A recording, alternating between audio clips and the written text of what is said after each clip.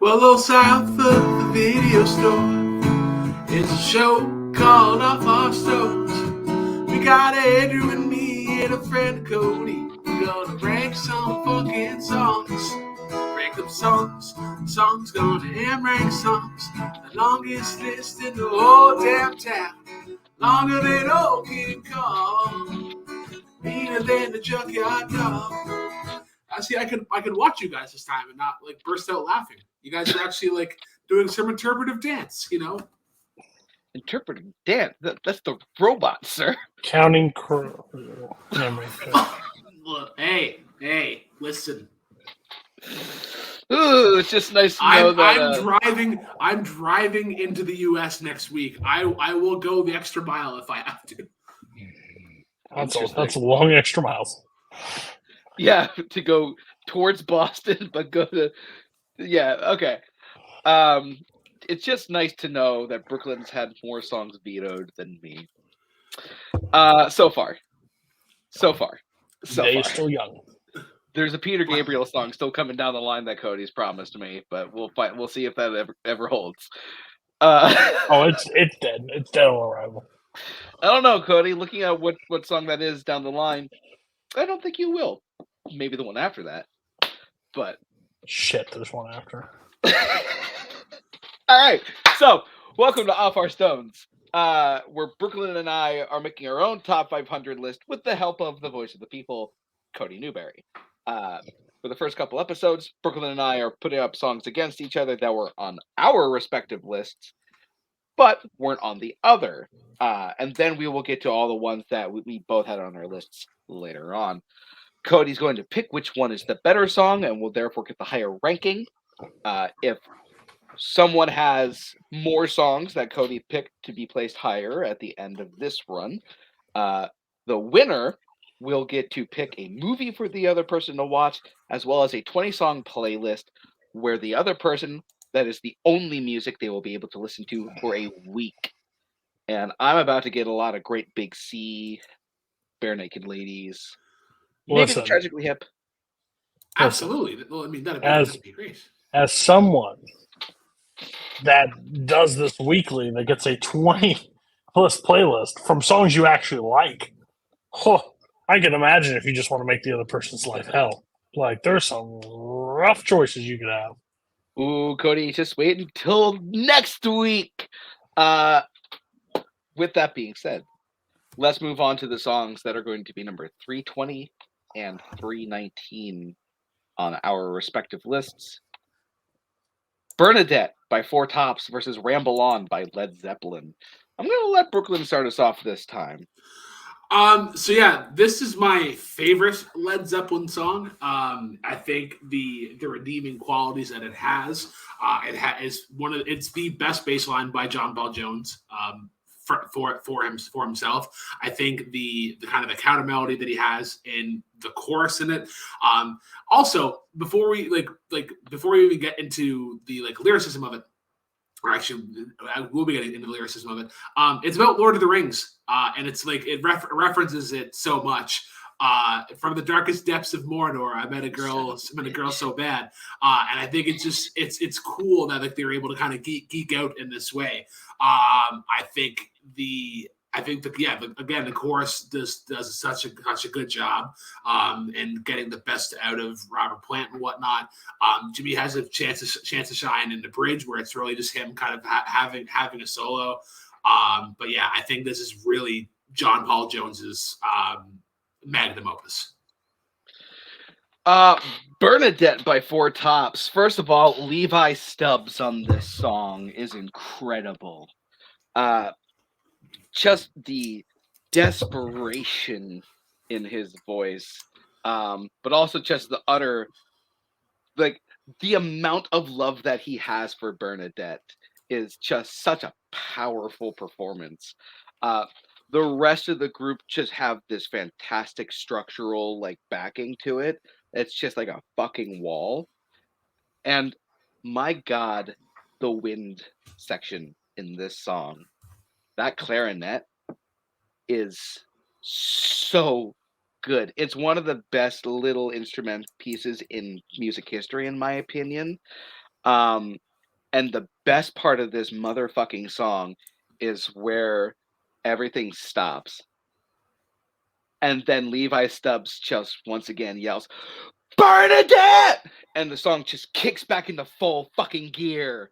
It is just such a great drop that it is amazing. And it's also featured in you brought up Lord of the Rings. I'm going to bring up Bad Times at the El Royale, where it's in the best scene of the film, where Cynthia Erivo takes a fucking bottle to Jeff Bridges' head by the jukebox. So also, I don't know. Her monologue is I think is the best part of that movie. Oh yeah, but that song enhances it. But as with Ramble On by Led Zeppelin, I think my biggest problem is the start-stop kind of momentum of the song. Like the chorus fucking slaps, but then it's kind of like a car that's having a little bit of trouble. It's kind of just like puttering along and then stops, and then puttering along and then stops, and then puttering along and then kind of stops as you're trying to just go in a straight fucking line. That's my biggest problem with Ramble On. So the pacing. Okay, so I think my thing with that is that it creates the perfect loop in that the last note of the line is also the first note of the riff. So I think it has this natural way of kind of picking up steam with it. I could make an argument that fits kind of the adventure vibe, where kind of like, because an adventure is stop and go, like it isn't going to be this continuous journey, and I think it's just kind of a play on the rhythm and whatnot. Minor gripe and then major gripe. Minor gripe, I would actually switch this with "Reach Out, I'll Be There." I think that's a better song. My major one, it is a piece of evidence that I would like to bring to the court. I have picked up on a trend that Andrew has on songs. If the drum plays the snare and the floor together for the rhythm, I swear this man gets giddier than 2 for $1 at the record store. He is a sucker for that beat, and I think we got enough of those. We can lay off on that. You can never have too much. You can have, yeah. I've never realized that, but if you're right. You can never have too much. Just like apparently you can never have too much Fleetwood Mac on a list. You can never have too many songs that have that drum pattern. All right. Well, let's see what Cody has to say. Brooklyn, how do you feel that he described Ramble On as a hoopty? I don't know what a hoopty is, so I should. You don't know the song? Who sings My Hoopty? There's a singer. I'll get it to you, but it's a song called My Hoopty. But I kind of understand that analogy and get it. Like, I don't, like, there's a long hill approaching. I have a hoopty of a car, and I don't know if I can get up this hill. That's Ramble On. Bernadette! Oh, I started screaming Bernadette by the end of the week. Yeah, I got to go with Bernadette. Good times, good times. Nice. That's the first lead Bars had in weeks. Yeah, in weeks. He'll still fuck it up at some point. He will. I probably will. No, you will. I'm saying it now. Oh, gee, thanks, Cody. I appreciate your confidence in me. We haven't even got to the banger of banger songs yet of this week. Like this is a good entry start to the. 1 second, just doing this. There we go. All right. So, and real quick, Mr. Producer Man is telling me, Sir Mix-a-Lot does My Hoopty. That is a Sir Mix-a-Lot song. My Hoopty. Cody reference. By the way, buy their shit. We haven't said that today. I'm going to help everybody buy the shit. Oh, son of a bitch. Mr. Producer Man, you're supposed to help me with that. You can give Bars cut check to me. So I think that's 5 cigars a month. Thumbs up that, Mr. Producer Man. Sorry. What were you saying, Brooklyn? I think, well, he's taking a cut from Andrew's check, so I think that's like 5 unwrapped cigars. It's probably That's used exactly what it DVDs, is. to be honest with you. All right. Moving on to number 318 and 317. Time in a Bottle by Jim Croce versus I Can't Stand the Rain by Ann Peoples. I'm starting us off with this one. Time in a Bottle is just one of the most sincere songs I've ever heard. It is one of the most intimate songs I've ever heard. Just that acoustic guitar has like an odd sense of mysticism in the chords that it's choosing. And it kind of fits with the idea of if I could save time in a bottle, or if I had a box of wishes. And it's just such a simple song, but it's just so eloquently written by Jim Croce. And Jim Croce, my God, we lost this man way too soon because as a vocalist, he was just so goddamn good. So before I even get, actually no, I'll do my song first, and then I'll get into that. I Can't Stand the Rain it was from the list already. It was featured as like a sample from Super Duper Fly, but this is the original song in itself. I think that piano or like that synth beat that they have in there to kind of mimic the raindrops is incredible. And the way that it just kind of starts out with her, I can't stand the rain against my window. And then like it has that verse, and then it comes in with the sax and the bass. And then you have the keys come in again. And I think it just gives this nice little kind of like this breath of fresh air for when you get into the chorus, and the horns really kind of ramp up and like, oh, when we were together. I just think she has a nice wail on it, and it's one that you can kind of go back to and just sway back and forth. I can't say anything bad about Time in the Bottle. I fucking adore this song. It's very sad and soft. It's one of the better examples of Jim Croce's playing with, I'm going to butcher his last name, Maury Muehleisen, Sure. the guy that I don't know how to pronounce it either. No, to be honest. But it's very intricate guitar work in the intro and even in the chorus enough times. Whenever I hear this song, I just envision him saying it to his newborn child. And I hope to get to do that someday, because I think I'll fucking bawl my eyes out whenever I do it. And I will say, I Can't Stand the Rain, fantastic song. One of those songs that I had considered putting on my list, just didn't quite make the cut. But it is a fantastic, like almost jazzy kind of piece that is just, it's super tight. So we're going to keep this one simple. We're going to keep this one proper, polite. Let's just let Cody be the bad guy here and pick and say one's better than the other. Oh, I know what's losing here. Thank you. Yeah, the best thing I ever did was not care about people's feelings. In this world, it's the greatest thing I do. So one of these songs, I think, gets more powerful as time goes on. No pun intended.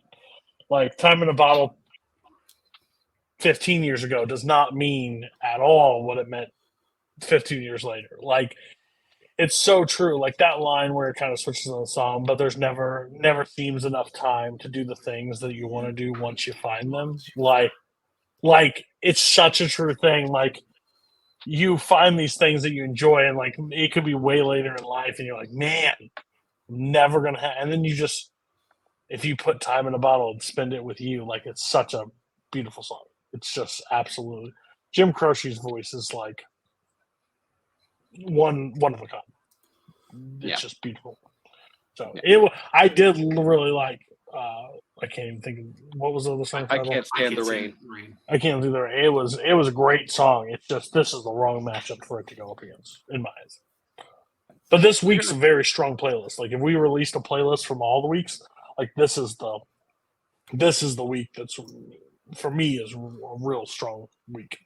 I'd actually probably agree with you here, Cody. This is the strongest week combined. Well, so and far, I think it will be. I think it will be moving forward because these are your guys' top songs that didn't make combine with Brooklyn's so these are I your mean, guys' we're cracking into sub 150 of these songs. these are just missing the top 100 on our list. Right, yeah. So they're going to be the best song. So great choices so far. Thank you. That's very nice of you, Cody. I hate you both. Kiss my ass. Hate you too. All Gotta right, keep moving it on. To number 316 and 315 on our list. Goddamn, Back in Black by AC/DC versus Basket Case by Green Day. Brooklyn starting us off this time. Do you have the time to listen to me whine about nothing and everything all at once? I think this song in particular is the best usage of Billy Joel Armstrong, but also Trey Cool. I think his drum work in this is great. It is a staple of pop punk and just how energetic he is on that snare drum at times. And then I think Billy Joel's songwriting, that last line of the chorus, am I just paranoid or am I just stoned? The kind of like, and how the song is aged, because he was able to kind of make it this, for lack of a better word, like it was like bisexual, I guess. It was like you would initially think that this song was about a woman, but no, it's like it went to a whore, and he said my life is a bore. And I think that was it's just the very subtle thing to kind of throw in, and I appreciate that. I can't really say a ton bad about Back in Black, but I'll let Andrew sell it first. One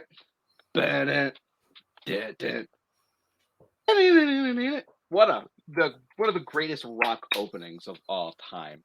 This is during a time where everyone was like, oh, well, Bon Scott's dead, so I guess AC/DC is as well. And then Brian Johnson kicks down the motherfucking doors and says, we're not dead, baby, we're back in black. Back in the back of a Cadillac #1 with a bullet. I'm a power pack. It is I think it just lost there. But the way that Brian Johnson delivers these lines is just a fucking train, just like plowing through the road. It is just a battery pack that is just like it's like Crank. You know that Jason Statham movie where he has to keep his heart rate over a specific BPM. That's this song, and it's fucking awesome. With Basket Case, I'm not gonna say what it's gonna be another one of those battles, I think. Whereas with Basket Case, it is a fantastic song. I literally just kind of forgot about it. But I think because of that, it's just a song. Because I forgot about it, it's just one of those songs that didn't make the list because of that. It is still a fantastic song. So I think because whenever we revealed this one, I was like, did I leave this one off?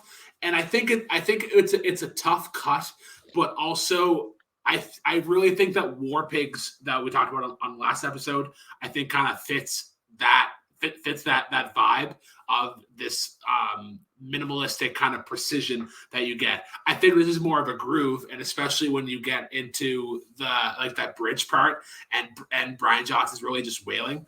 I also think it comes down to like which side of AC/DC you like. I really like Bon Scott. I just think he has a little more like a cheesiness to it, and I think it kind of fits. Would you say that he has big balls? He definitely has big balls. He's got the jack. Yeah. But yeah, two excellent songs encasing different eras of rock. I cannot wait to get destroyed here. Well, let's see if Cody what he has to say. I've got big balls. Jack, big balls. But he's got the biggest balls. Okay. Hi YouTube, thanks for watching.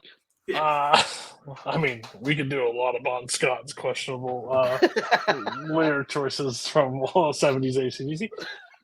So Thanks, I think Australia. everybody will understand what I'm going for. They're like of the old school like rock bands. When you're a teenage boy, nothing just is harder, cooler than 4 letters. ACDC. It just is.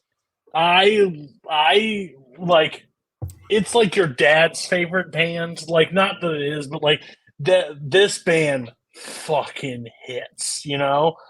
And I remember like getting ready for football like 7th, 8th grade, like starting to hit weight room and just going through their discography and just like and that's the thing, like it's he said like which branch I'm going on a mini rant, but it's what branches you like fit on a Bon Scott or Brian Johnson. I think that's the beauty of ACDC truly is how they're both so dynamic and they both now, Angus Young, great guitarist, he just has to like rant at one point and do a kick and like walk around. Like he's on so much Walk. coke. He's on so much coke. He's not like he doesn't do anything new in any song, but here comes Angus. Like, you good with this part? Yeah, I got this, and that's the only part that they need to worry about him. Yeah, I'm right there. This. Yeah, he's doing coke the entire time and just like jolting and sweating and dressed in crazy things. But if you and Green Day was also a part of that teenage Yanks, like growing up. American Idiot, Brooklyn knows all too well. Like I love that album and I love that band. To Something Fierce. But if I had to tell me true, if you put both these songs on me, they're both going to start very loud, but ACDC is going to carry it through for me. Back in Black is just something that I have never like gotten over. As soon as you hear the like it's just like let's go. I don't have that rage in me, but I'm ready to rage, like punch people if I could. Like it's something next level. Fun fact before we move on, there is probably video somewhere of a high school era Andrew James Barr performing this with a real band as part of a high school project. 1, you need to find that. 2, can we talk about just like this is another conversation for another time, but looking at Back in Black for when they came back and the amount of songs that carried their career after this song is insane. They lived off the hits from this album for a long. They had other good songs after, but it's like "You Shook Me All Night," Back in Black, Hell's Bells, like "Shoot the Thrill." I think is on this album too. Yeah. I think for those who are ready to rock or something like that. It is just like for those about to rock. Yeah. It's just crazy how much this album like actually is. Like I can see some like music purists be like ACDC, but Back in Black does not get enough credit for what it did when it came back because they had to change their entire like style for Brian Johnson. He did not fit Bon Scott's ACDC at all. Like he still does the music, but it was totally different. Sorry, that's a different rant. Come back for ACDC film discography with Barr, Brooklyn, and Cody. Yo, let's go, no, bro. We would need Jim for that episode. Jim is the biggest ACDC fan. Yeah. That's all right, rock on.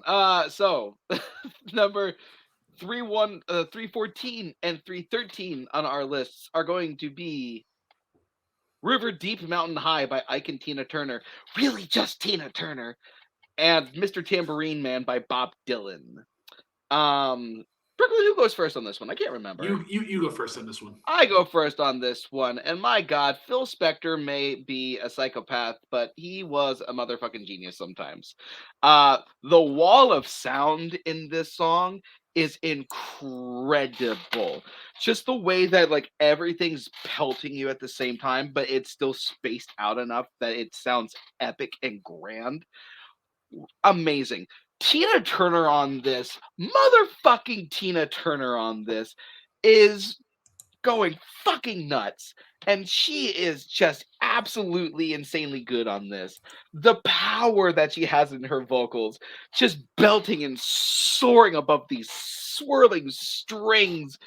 Oh my god, it is just a sonic soundscape that not a lot of other songs have been able to capture before or since this one. So I kind of like this battle because it's kind of the exact opposite in terms of songs. You have River Deep Mountain High, which is very wall power, heavy production, whereas Mr. Tambourine Man is a guitar, Bob Dylan, and a harmonica. It's this kind of like it's this weird kind of allegory to kind of like drugs and whatnot. Like Mr. Tambourine Man, play a song for me. I'm not sleepy, but there is no place that I'm going to, where you're just kind of like stagnant in this part of life. I like that kind of imagery with it. I think it's one of Bob Dylan's best in terms of storytelling, and I think this guitar work is extremely influential for songs that we were talking about. Like I think I Will Follow You Into the Dark inspires from this a lot. A lot of pop punk bands that have like the soft acoustic ballad, I think, have this song to thank at times. But I have a gripe with River Deep Mountain High, and I think I mentioned it the last time we talked about it on the list. This is the song that has aged the worst in terms of overall sound. Like it sounds like this song sounds like it came from like the late 50s. I just think it hasn't had like it needs like a facelift, or it needs a rework, because even for the rest of Tina's discography, you don't hear that. I could not disagree with you more. I think that the epic swell in this, it's almost like an epic film score, where it's just these fantastic strings, this echoing drum and bass, and then just Tina Turner's vocals on it. The way it's layered, yeah, everything's cranked up to 11, but it's still layered in a way that it just creates this sound that is crystal clear. Um, so I don't quite understand. That's your opinion. I don't quite understand your calling it a 50s kind of thing. I think she's so far back in the mix, and I'm not saying that's her problem. I think that's just the problem with Wall of Sound at that time, that she doesn't get a chance to be what we know as Tina Turner. She is like I feel like she still has something to prove in this song. I think this is the song where I think you're absolutely correct in that this was where she had something to prove, because this was her chance to do something without Ike. This was her chance to be like, this is Tina Turner as an artist, because Ike had nothing to do with this song, to be completely honest with you. And it was a different thing for her. It was a different sound. It was her chance to expand. I just think. Oh, sorry, go ahead. It's okay. Mr. Tambourine Man, though, let's just talk real quick about this one before we move on. I really like Mr. Tambourine Man a lot. My only problem with it is that it's a little too long, and by that I mean it's kind of sitting on the same level throughout. Quincy Jones once said that candy is like ear music. You got to kind of change it up a little bit, or else you're just going to get the same taste throughout the entire thing and start to kind of get bored with the taste. And that's my main problem with Mr. Tambourine Man. It's a little too long, kind of on the same level. But. No, I'll give you that. I think it does a good job with the tension in the verses, and how there's a section where he kind of stays on two chords that aren't the root, and I think that kind of keeps you ingrained in it and whatnot. And then especially when you get into the opening of the chorus and how he hits kind of that high note and like, hey, Mr. Tambourine Man. The last thing that I'll say about River Deep Mountain High is that you're right in that it's a chance for her to kind of separate herself from Ike. I just think that like she was kind of like this song is like a cake where Tina is the bass, or is like the bass, or like the actual cake itself. But then there's just way too much icing on this in terms of like production, where she's lost. Okay. Cody, What are your thoughts on these two songs? Did you know that Glee did a version of River Deep? It's actually not awful. Well, I found out this week it did. And then did you know that Bob Dylan sounds like he's coming down like off a pill high every time he sings? There's a damn bro. Are you drunk, sleeping? What are you doing? I hate your voice personally. That's not Dave Matthews. Shots fired. No. I like Dave Matthews. I like Dave Matthews. That describes Dave Matthews more than Bob Dylan to me, though. I don't know what Dave did to take that shot, but that's fine. Anyways, I have to go with River Deep. Fuck. I don't love him. I don't love his voice. It's annoying. He already had that ready. He knew where I was going before I even said anything. I have these like prepped so I can just like copy, like cut one and then move it down. So okay, well, he seemed to be pretty quick. I'm just saying, he's predicting the show. I mean, we had basically the equivalent of an intentional walk last episode. So we kind of did, though. Yeah. We did, yeah. All right. So moving on. Held up the 4 fingers and just moved on. To number 312 and 311 on our list, and this is where I think things really start to get interesting. Sabotage by Beastie Boys versus Ring of Fire by Johnny Cash. Brooklyn, you get to start us off this time. Love is a burning flame, and it makes a fiery rain. I think his softness in this song that is pretty like rough in terms of like the kind of the finishing effect, like the horns on this, like the guitar. Obviously a very Latin forward song. But I just think it has it still has a 3 chords in the truth kind of vibe to it, especially when you get into the chorus. And it's just kind of him trotting along like I fell in through a burning ring of fire. I went down, down, down. The flames went higher. And then just the backing vocals when they get to and it burns, burns, burns. I just think it's simple enough, and I can rely on just that simple melody that the horns give throughout. An incredible country song that is held up surprisingly. Sabotage. There is a reason that this song gets used in so many goddamn action trailers, because this is a fucking jam. First of all, it's one of the songs where the Beastie Boys actually get to play their own instruments and show off how talented they actually are as instrumentalists. Just the way that they are throwing themselves on these vocals, and especially the opening where it's just, I can't stand it. Like, oh my gosh, it is just an immediate shot of adrenaline. And the way that the bass and the guitar just like blend into this dirty, scrappy, like kind of like almost like ready to fight kind of instrumentation. It is just wild and aggressive, but it is just so goddamn fun to sing along to. I really like Ring of Fire.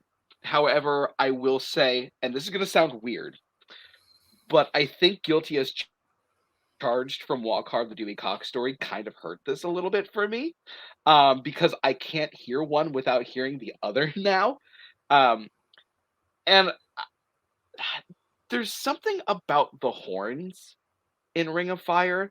They're cool. I like the aesthetic and I like the idea, but for some reason they distract me because they just kind of sound a little bit out of place.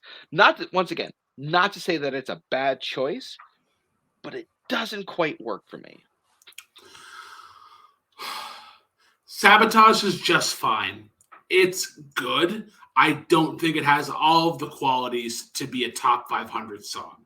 I think the instrumentation is good, but I think this doesn't get to what Beastie Boys are best at, and they're just overall rapping and delivery. I think that suffers in the song compared to others. No sleep till Brooklyn, in particular, just because everybody fucking references that song when they're around me, and it gets annoying at times. So I kind of have to enjoy it. But yeah, I think you know how many bar jokes I've had to endure in my life, Brooklyn. Fair enough. Yeah. That's what I would say. I think their vocals are not the best they could be. They're not. They don't have to be great. I'm sorry. I don't want fucking Barry Manilow singing over this goddamn song. I don't need. What if it was Daryl Hall? Vocals. If it was Daryl Hall, I don't want Daryl Hall on this song either because he's so then you can't go for that for this goddamn instrumentation. I can't go for that. No, can do. But I think that's the strength of the song is its scrappiness. It is definitely a song where it is ready to fight. It is literally it's doing like this position. If you're going for that route though, why not go Fight for Your Right to Party? Because Fight for Your Right to Party was a joke song that the Beastie Boys themselves didn't even like. I mean, a lot of bands don't like their own songs. Look at Led Zeppelin. Sometimes and their relationship with Stairway to Heaven. Cool, that's one example. Let's move on. Cody. Sabotage is fine. Holy shit! Thank God, I finally win a point for the Holy first time. shit! This is when the bleeding stops for Brooklyn. Johnny Cash is like, oh man, the Ring of Fire. The Ring of Fire. How dare you say the horns? Oh, beautiful. I'm not saying they're bad. I'm just saying that they don't work for me. I'm not gonna lie. I'm sorry. Do you like this better? Cody, what did we establish at the start of the show? If there's snare and floor toms being hit at the same time, he goes off. So like it has been. Then why does he like Peter Gabriel? He definitely does that in a song. Sledgehammer. All right. The world we live in. I'm gonna hit you with a sledgehammer. Okay. Moving on. I thought that was going to be a little bit closer than it was. I wasn't expecting to win. I thought it would be closer. Okay. Moving on to number 310 and 309. Tennessee Whiskey by Chris Stapleton versus Waterfalls by TLC. I'm good. This is going to be an interesting fight. Go ahead. Brooklyn, you're starting us off. So I think TLC earns its spot in like kind of the 90s sphere with their style of R&B, and it was just a little bit of funkiness, and there was definitely a weirdness to it. In particular, the entire album of Crazy Sexy Cool. I think this is just a great hook in general. Again, the horns, opening lyrics I go to every time. I think one of the ones that hits you the hardest. A lonely mother staring out of their window, staring at a son that she just can't touch. And then you get to Chili's rapping verse. I saw a Rainbow yesterday, and I just think her rhythms in that are so great. I always appreciate rappers that can kind of go on like the unorthodox beat, and then you get into the chorus, and it's just so. It has like a kumbaya element of like don't go chasing waterfalls. Please stick to the rivers and the lakes that you're used to. And I think that's just a way to kind of come together, and then you kind of get a chance to sit back and go back into the verses. Tennessee Whiskey has become that country song where people say, I don't like country music, but I do like Tennessee Whiskey by Chris Stapleton. A cover of a George Jones song, better than the George Jones version, which is hard to do. there is just something about that smooth, liquidy guitar that comes in at the beginning. That down, down, down, down. Hold on, I don't do this. Was that necessary? Was it a necessary shot to take a shot at George? The man's dead. I said his version was still great. Yeah, but still, Nope. don't insult country music and then say, you know what, I like Tennessee whiskey. I love th- country music. That's That a- wasn't me. That Oh. wasn't me saying that. It's other people saying that. I may have misheard you. That's flag. I'm just Yeah, no.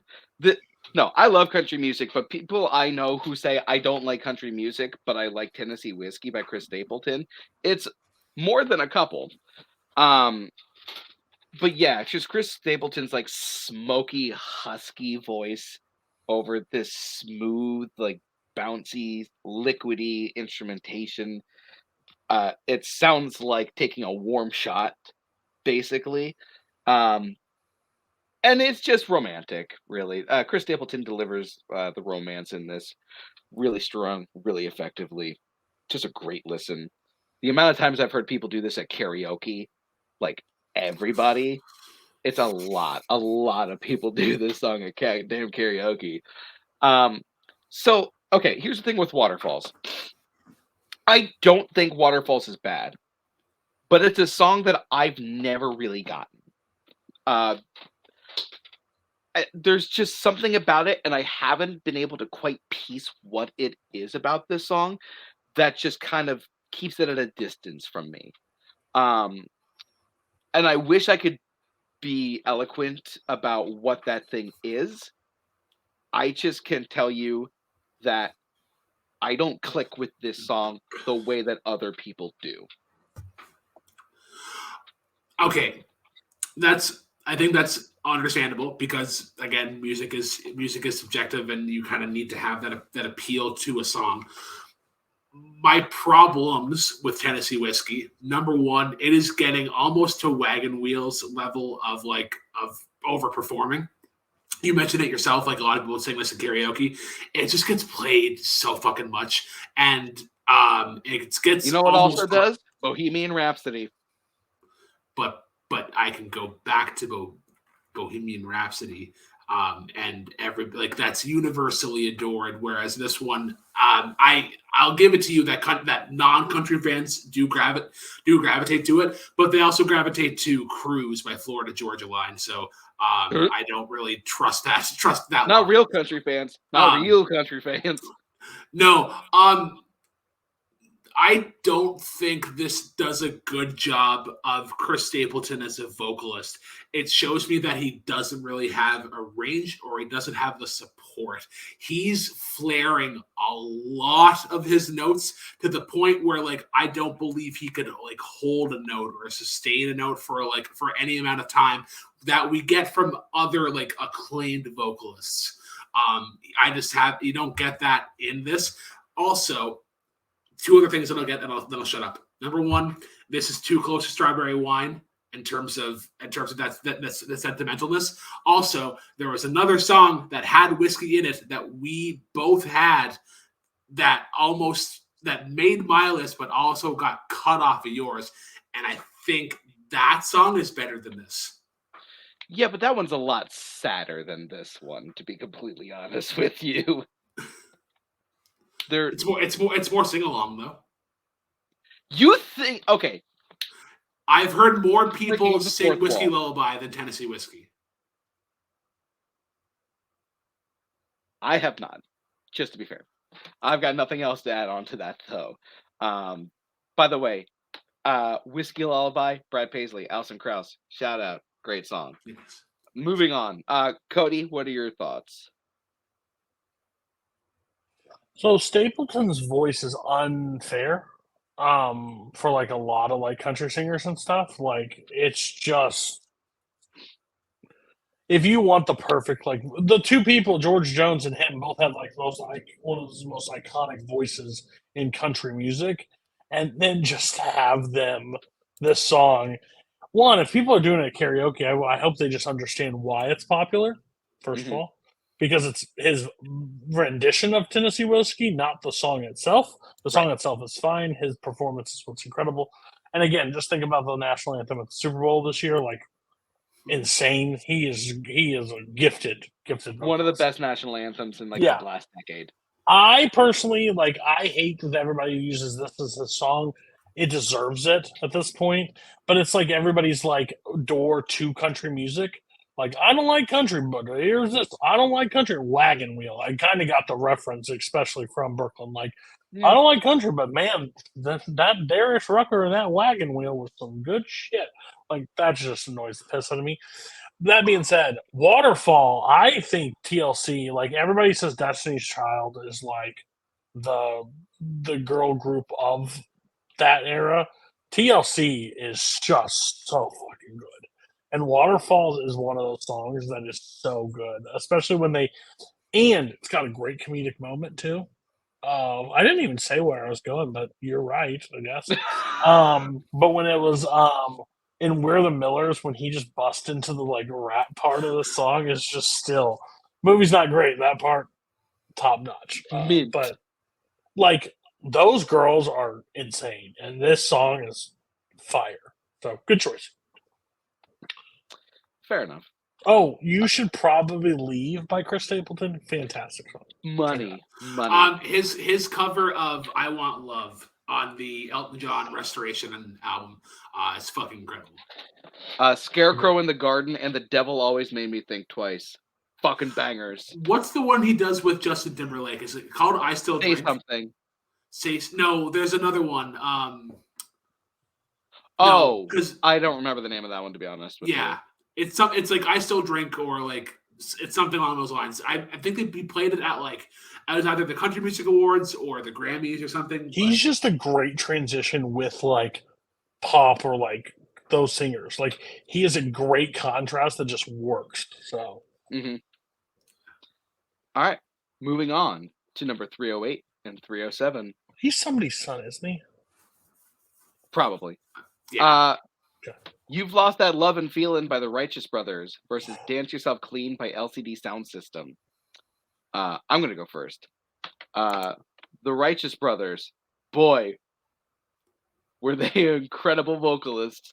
Bill Medley in particular, like his baritone is so fucking good. And his performance just oozes heartbreak on this song. Especially when the two of them are going, we had a love you don't find every day. It's just a perfect blending of their two vocals. Once again, Phil Spector's back in that wall of sound kind of production, and it works again somehow. I can't remember if the Wrecking Crew was on this one as well, but yeah, it's just an epic swelling heartbreak that's just captured perfectly. There's a reason that Top Gun used this song, because it is a great like sing-along song, especially if you're in the same emotional state that these guys are in.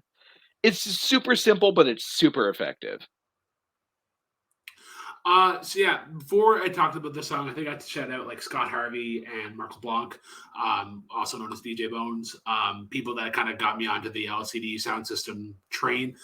This one in particular, I think the first time I heard this one was for 8-Minute Epics. I know this is. I think Cody already has an opinion on it, but I want to give him this perspective. For whenever he listens to it next time. Next time you listen to this, try to listen to it with the kind of the drums at the center. Like when you're focusing on that beat and then letting everything else kind of go into it. I think that gives it the payoff that comes in near the middle part, like when the synths really come in. But like when you sit on just that drum beat, and then let the synth kind of come in like from the left and the right or whatever, it allows you to kind of groove with it as it builds tempo and then kind of cuts back. There is a great little like synth solo here to kind of like, as Scott puts, you can bop along to it, like kind of sing with it as you're going along. But I just think, like, especially when you get to even the name of the song, like "Dance Yourself Clean," whenever he gets to that wailing part, you kind of relate with it as it goes along. Um, Pretty classic battle here. As with "You've Lost That Love and Feeling" by the Righteous Brothers, I just think the song is really slow, too slow for its own good. Um, you're right that it's simplistic, but this is like the song that I'd throw on before I go to bed. Okay. See, with the power and the build that this song has, this is not something I would put on before I go to bed. This is something I would put on before I want to cry, if I'm going to be honest. But with "Dance Yourself Clean," I really like LCD Sound System. I like this song.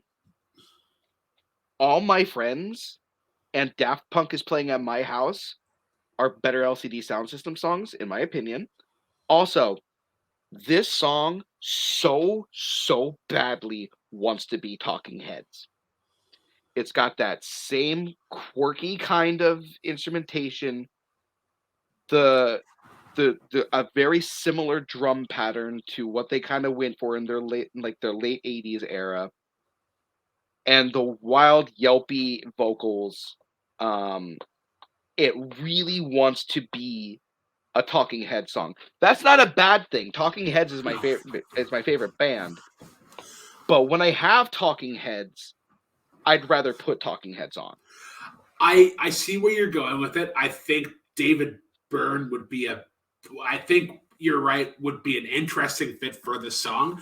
I think where this separates from Talking Heads, though, I think the production is just a little bit tighter and cleaner, and that isn't necessarily a gripe towards Talking Heads. I think they're better at being a little bit more loosey goosey, especially with like "This Must Be the Place." I think that one's pretty kind of like very feel heavy, whereas this one has precision and it's very methodical, with all the kind of moments of buildup that it has.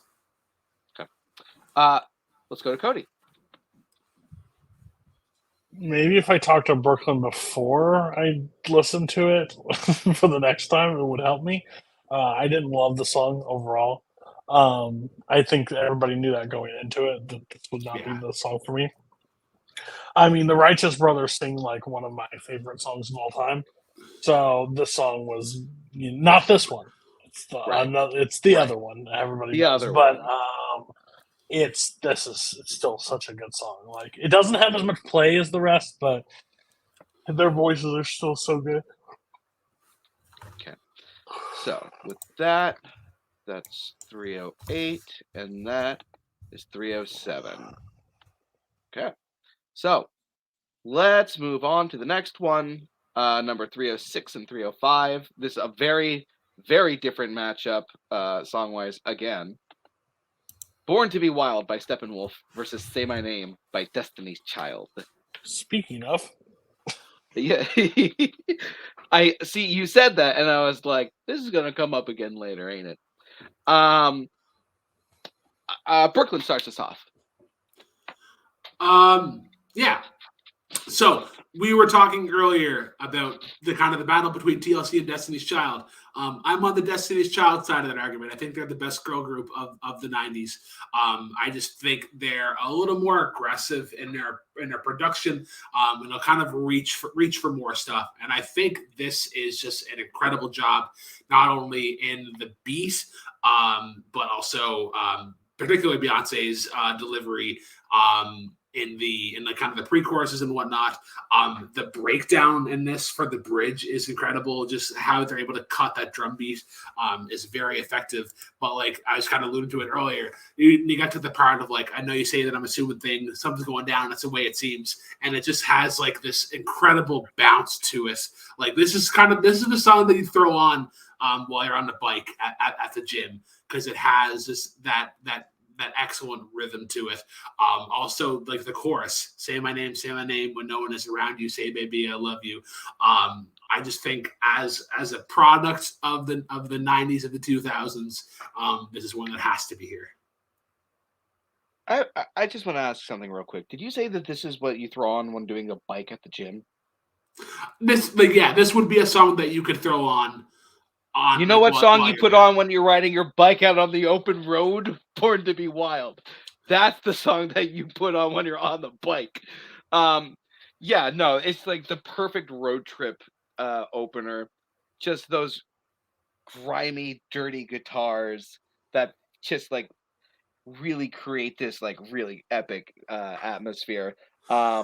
Just the lyrics in this as well, I don't think get enough credit because everyone kind of just like talks about the vibe and the groove that this song has, which both fantastic, but just like get your motor running, head out on the highway, racing with the wind and whatever comes our way. Just really strong lyrically there. This song apparently is where the name heavy metal comes from, the genre name from the line heavy metal thunder. So it has an important place in rock history because of that. But also, it's just a great vibe with a fantastic dirty groove that immediately you roll the windows down if you're in your car and listening to the song. Um, Whereas with Say My Name by Destiny's Child, I really like it, but this is definitely the Beyonce show. I don't think that this song really quite works together as a group piece. They're there and they have a part, but I think other songs kind of soundtrack what this group can be as a whole a little better. Um, so my thing with Born to Be Wild is that the guitar is too simple. It relies on one idea. And I think for this style, I'll give you like the highway rock sentiment to it, but I think that like the highway rock sentiment can be matched by like Kickstart My Heart. I think that does a better job of the style. But in this riff style alone, I would go towards American Woman by the Guess Who. They do a very similar riff, but it's much better in terms of the similar key, but also the spacing that it uses in the riff itself, where like the rest is kind of essential in it. But yeah, I think 117 is a little bit too high, and I think what was it? You had this over. No, never mind. I had that for a different song. But yeah, let's go to Cody. Hey, say my name again. Cody. When nobody around you say it. Oh, sorry. Yeah, I said this TLC about Destiny's Child, but Destiny's Child still has some all-time songs. It's just Beyonce carries it to a different like level, where she's like bigger than TLC, so Yeah. she gets the girl group basically. But Say My Name is such a fantastic song. Like I absolutely love it. Born to Be Wild is like your uncle's favorite song, but like when it plays, you're like, yeah, we're born to be wild. Uncle, love it. You really gonna down another beer? Jesus Christ! Like cut it out. Mike Hanley's going to be real disappointed with you, Cody. Why? Mike Hanley and I talked about this song when he was on our show, and he fucking loves this song. Well, Born to Be Wild. Yeah, it's about Mike. He's literally And are you going to disrespect Mike? 100%. 100%. He thinks Treasure Planet's a 5-star movie. Wrong. It's got Kurt Russell though. It doesn't have Kurt Russell in it. No, he has another movie at 5 stars that I heavily disagree with. But Just look at it. It's all of them. He's crazy. No, there's one in particular that I can't understand. I'll have to find that out. We'll figure that out later. All right, moving on. Yeah. Brooklyn gets the point there. To number 304 and 303. Don't Stop Till You Get Enough by Michael Jackson versus Last Night by The Strokes. Don't Stop Till You Get Enough is a perfect pop song. It set the tone for what pop music was going to sound like for decades to come. Yes. I don't mean to do that. I want to be nice to everybody. if the last time was an intentional walk, this is also the intent. I'm just letting you know. Like, what are we doing? What are we God, doing? you stole you. I was gonna do that. I was gonna be a good sport and say, listen, I can't let "Don't Stop Till You Get Enough" be lower than this. Sorry, but that's fine. I'll let you. Yeah. Like, I'm sorry. Skip. I'll let you call it. Yeah. One of these songs is not like the other. One of these songs doesn't belong comparable. It's just. Yeah. But go ahead and talk about it. I thought it was going to be a little closer than that. I still thought I was going to win that one, but go ahead. No, I think they're both great songs. I think like Last Night is the perfect like. There's like 2000s rock band on at like your local bar, and what are they going to open with? This is the song to kind of set the tone for it. Like Last Night she said, "Oh baby, I'm feeling so down." But yeah, "Don't Stop Till You Get Enough" is a fucking banger. We were talking about closing tracks on the last episode. This is one of the best opening tracks of any record, in particular Michael's discography. Off the Wall, I think is just a close second to Thriller, but the strings in this, just the energy that it has, the guitar work in it, man, like it was a tough cut to have. But yeah, in this matchup, I have to respect my opponent, I guess. Thank you. I will say some nice things about Last Night in the Strokes, though. Brooklyn, I could not have said it better.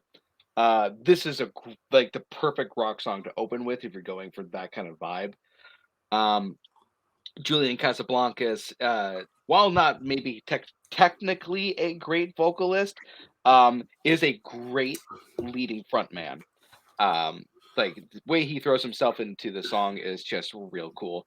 Would not have been my pick by the Strokes. I probably would have gone with Reptilia. But I still think this is a great song.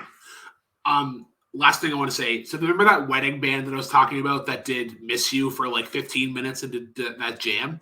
The next song that they did was Last Night. And it's still like it's a great like mid-level kind of energy. All right. Well, let's move on to the last two songs. Cody. All right. I mean, does Cody? Cody, do you have anything good to say about Last Night? Yeah. Go ahead, Cody. You kind of talked already, which is why I just said it's intentional. So what are we doing here? Last Night, good song. Again, you do Back in Black. You do some against Michael Jackson. You have a contest. That song is good. This song is just iconic. Fuck, that's what I was going to say. When you hear the "Don't Stop Taking," like that whole thing, and like when he yells at the beginning, it's just so like, it's just insane. It's just an insane song. He's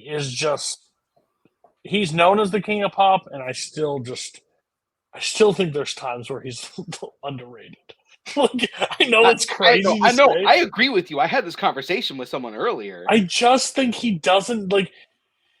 I think if you take 20 of his songs versus 20 of like a lot, like I don't think the contest is even close. Like, yeah, he is insane. And this is just vocal. This isn't performance. This isn't showman. This isn't anything. If you just hear him shot for shot song, he is literally one of the, like, he does not get the GOAT label because of outside stuff. Right. But alleged stuff. Bro. Yeah. GOAT. Like, it's crazy. It's he and Quincy Jones as producer. Like, the two of them are solid like two tandem, of the greatest.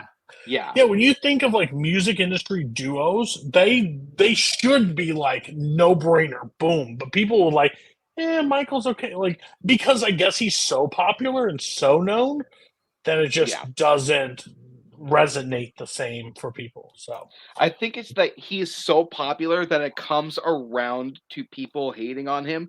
Yeah, it's the Beatles thing. Somehow being underrated in that way. It's a cool thing to say the Beatles are not good. You know, yeah. Michael's, it's just like, it's interesting for people to say, they're not good. Come on. Like, stop. Exactly. You're dumb. Before we get into the next one, because he mentioned Back in Black, and it reminded me of something that I think Cody will agree with that I wanted to mention the last time. The fact that you have Born to Be Wild over Back in Black, that's fucking crazy. asinine. That's bonkers. You just don't go hard enough in the car. That's what your problem is. Next I'm time, a safe driver. yeah. What does that You mean? better be. What's my fucking motto for the Hand last? at 10 and 2, and then that dial. No, it's not 10 and 2 anymore. It's 9 and 3 because if you get into an accident, it's better for your arms to go like this way. As like there's a better chance But of look, injury. 10 and 2, I can keep straight. 9 and 3 make me go want to do this, and that's dangerous. So 9 and 3 makes you feel like an F1 driver. all right. Hey, just to let you know, whatever your like dial is on where you normally listen to it, just 2 more, and then play Back in Black, and just you'll feel it in your plums. I'll promise you that. Okay. Well, speaking of which, other songs for the car, number 302 and 301. Yes, let's get the white people out to talk about the Sue We Can't Win song. Get ready. Guess who the white person is in this instance? I know who it is. This Yep. guy. Oh, 1-2 songs to pair again. Nothing But a G Thing by Dr. Dre and Snoop Dogg versus Toxic by Britney Spears. I knew Toxic would be here at some point for Brooklyn. I just knew it. Like I've talked to him about this song. Let's let the white guy embarrass himself second. Brooklyn, you go first. Can you please quote some lyrics from Nothing But a G Thing for me? Yeah, Just sure. get them ready. Just get them ready. Yeah. You got some Hennessy with you as well? You might want to just like start sipping. I think Toxic is a spiritual successor to Oops, I Did It Again in terms of the production style, and I think kind of the lyrics and whatnot. I think the strings in this are incredible, and just how they're kind of spaced out and they let Britney sing, like "Baby Can't You See I'm Calling," and then the bass line kind of kicks in right after that. But I think the chorus as well, like with the taste of your lips, I'm on a rise. Like you're toxic, I'm slipping under. I think the music video also helps us at times, but I just think it has like this is one of the more powerful Britney songs. And I just think like the guitar that kind of comes in after the chorus, there's a lot going on. It's a pretty crazy song for even 2000s pop standards. And I just think it does a unreal job. Whereas with Nothing But a G Thing by one Dr. Dre and Snoop D-O double G. Sorry, what? I haven't even argued yet. Oh, you haven't argued. Sorry, you're going second. Go ahead. Sorry, for some reason I thought you already went. No, I'm getting my white boy ready. Oh right, yeah. 1, 2, 3, and to the foe. Snoop Doggy Dogg and Dr. Dre is at the door, ready to make an entrance. So back on up, cause you know we about to rip shit up. Yeah, come on now. Now, Brooklyn, go put on the star suit that Britney wears in the thing. For a $50 Patreon level, and yeah, that's a 6-month commitment. You may have to pay me $50 to see that. And that's no offense. I'm just saying, that's a lot of Brooklyn. Because there's not a lot of stars. It's just one, and it's the sun.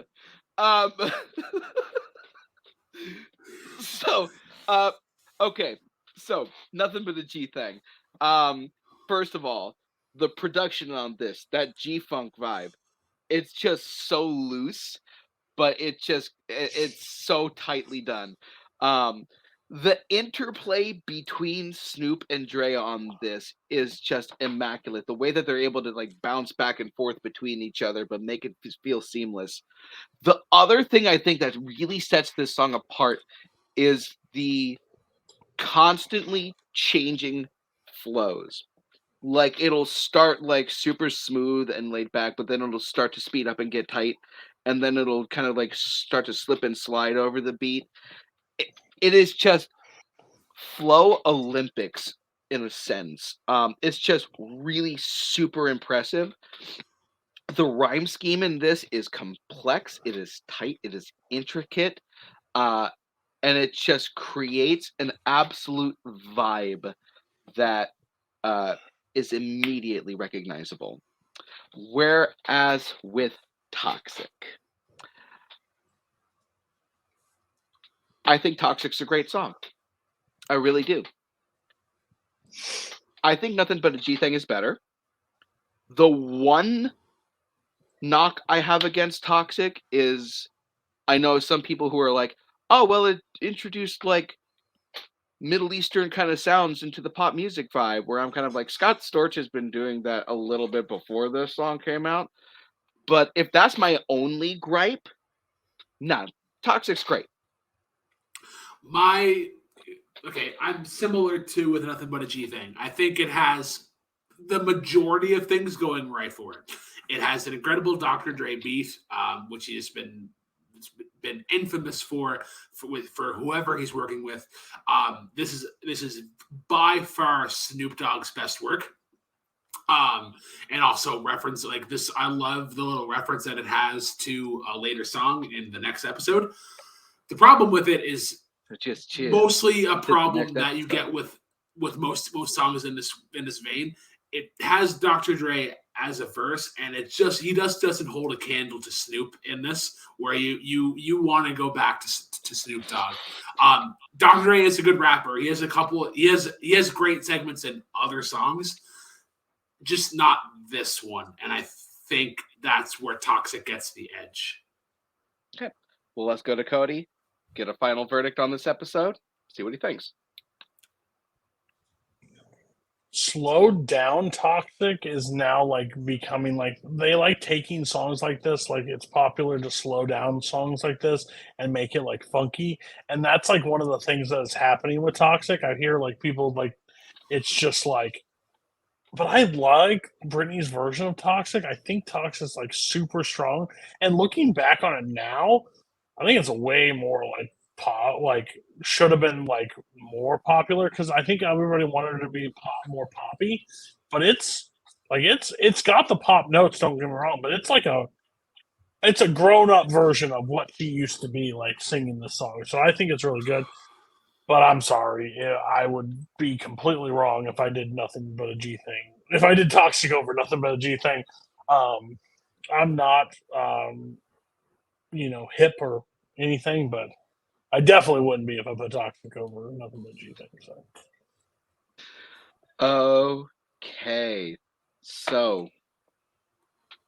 Okay. With that being said, the score is now.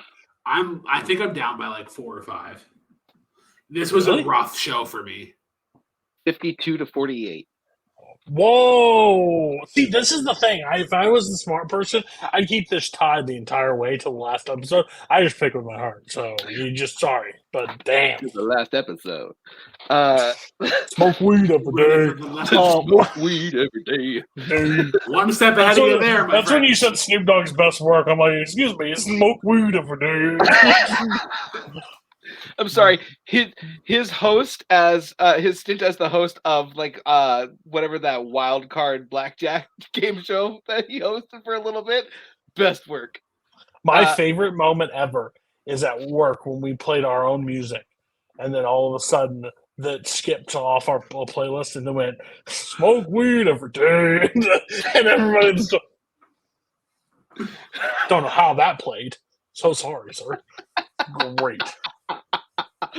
All right, so here's the list that we got for this episode. Number 320, Ramble On by Led Zeppelin. Number 319, Bernadette by Fort Thompson. I was about to say, thank you, Cody. Number 318 is I Can't Stand the Rain.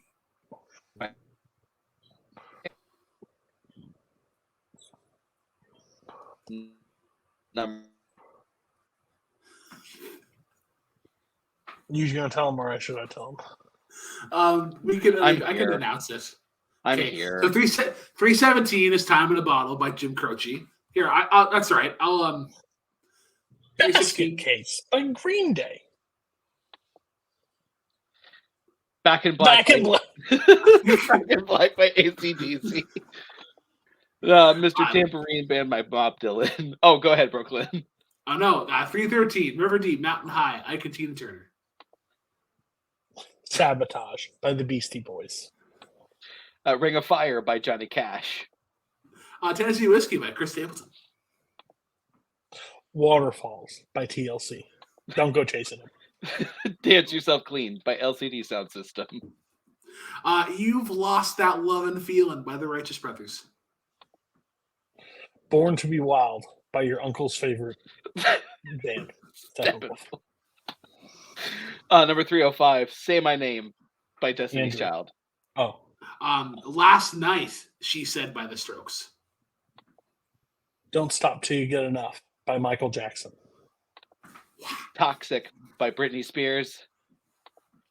And then Nothing But a G Thang by one Dr. Dre and Snoop Dogg.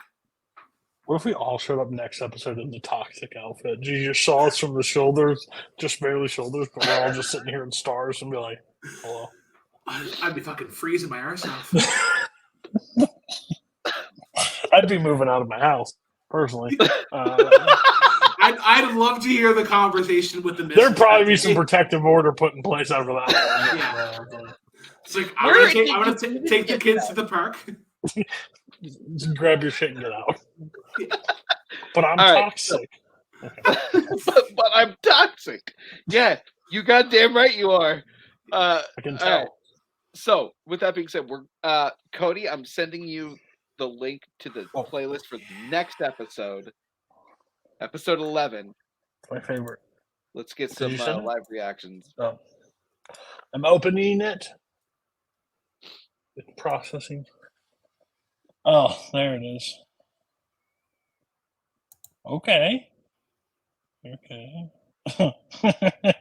Sorry, just after COVID, that number 6 song is just funny to me. Oh yeah. Okay. Yeah, that's gonna be interesting. There's some that I don't recognize right away, but yeah, there's some that I think are just gems. Like 9 and 1, those are gems. So this is gonna be interesting. I think we're getting definitely into your guys' taste the more and more we get going. So this should be. Depending on what songs Brooklyn picked, he could definitely close the gap or lose royally.